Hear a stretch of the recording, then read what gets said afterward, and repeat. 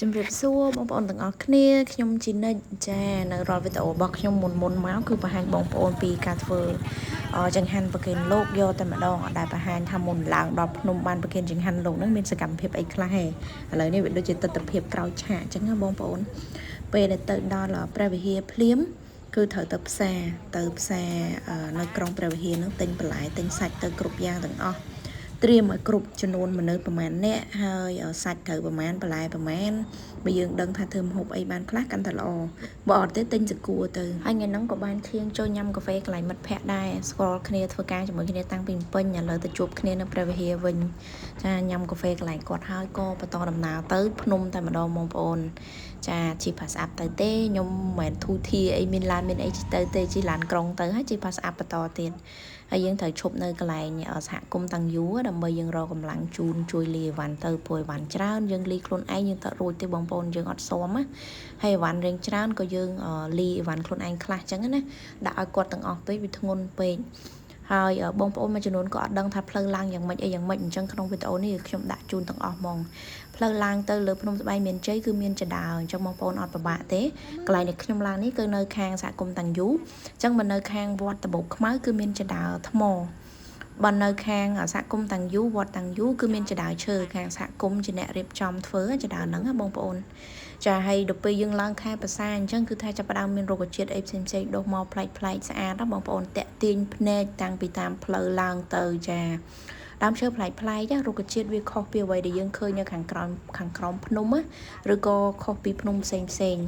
ហើយបន្ទាប់មកគឺយើងត្រូវជិះគោយន្តទៅទៀតព្រោះបើដើរវាឆ្ងាយបងប្អូនចូលប្រហែលជា5-6 គីឡូអញ្ចឹងអត់មានកម្លាំងដើរទេខ្ញុំមកជិះគោយន្តហើយ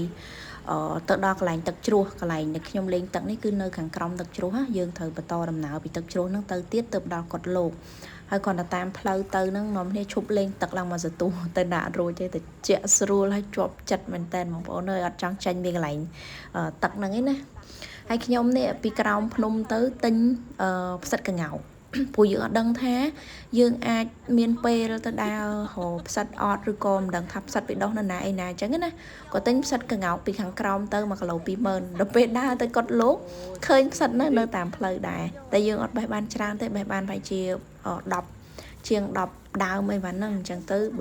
បើយើងអត់ទិញទេអាបេះតាមផ្លូវហ្នឹងក៏ញ៉ាំអត់គ្រាន់ដែរហើយចៃដនឃើញតែខ្ញុំបេះអញ្ចឹងតែមិនមែនសម្បូរពីកាលទេណាបងប្អូនឃើញតែមកក្នុងវីដេអូហ្នឹងប៉ុណ្ណឹងហើយ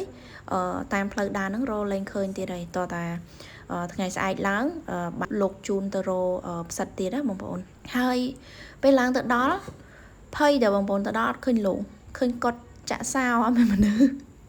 ឆ្ងល់បាត់លោកទៅណាទៅដល់មកសន្ទុះអត់មានឃើញលោកកលេងហៅថាដើរទៅគាត់ចិត្តនឹងដើម្បីសួររកលោកតាប៉ុន្តែហេវពេកធ្វើម្ហូបញ៉ាំសិនដោយសារពួកខ្ញុំអត់ញ៉ាំបាយថ្ងៃទៅដល់ព្រះវិហារញ៉ាំបាយព្រឹកហើយទៅផ្សារទិញអីវ៉ាន់ហើយឡើងភ្នំយកហ្មងអត់បាយថ្ងៃអញ្ចឹងក៏ស្ងោរជ្រក់មាន់ហើយដាក់អាប់សិតយើងនឹងញ៉ាំសិនដំបូងអត់ដឹងផ្សិតនឹងយកអត់មានស្ងោរអត់មានអីទេគឺដាក់ស្ងោជ្រក់យកហ្មងក៏ពិតគឺមានក្បួនមកគេធ្វើដល់ពេលខ្ញុំញ៉ាំបាយហើយមកសន្ទុះចិត្តយប់ហើយបានលោកមុនមកវិញលោកយកផ្សិតមកធុងដែរលោកមុនទៅជួយការងារនៅកុដិចិត្តហ្នឹងគេសង់រោងសង់កុដិបន្ថែមអញ្ចឹងលោកទៅជួយសាងសង់កុដិគេហ្នឹង